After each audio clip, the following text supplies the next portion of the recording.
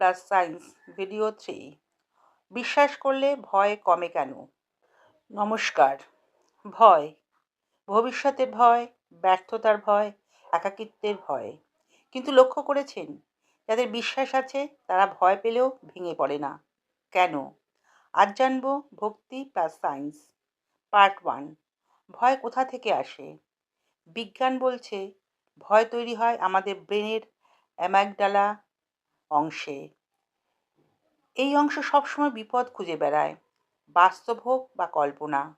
যখন আমরা শুধু আমি নিয়ে ভাবি, ভয় বেড়ে যায়, মন দুর্বল হয়। পার্ট 2। বিশ্বাস ব্রেনে কী করে? বিশ্বাস মানে সব কিছু একা সামলাতে হবে না।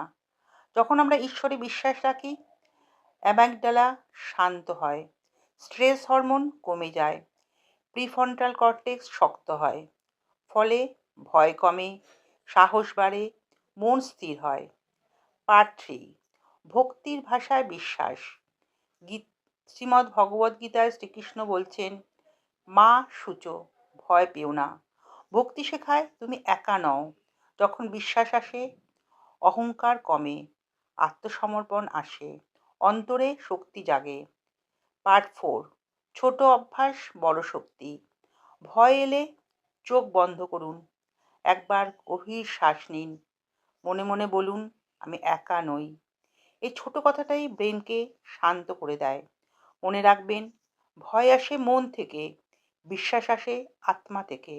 জয় শ্রীকৃষ্ণ।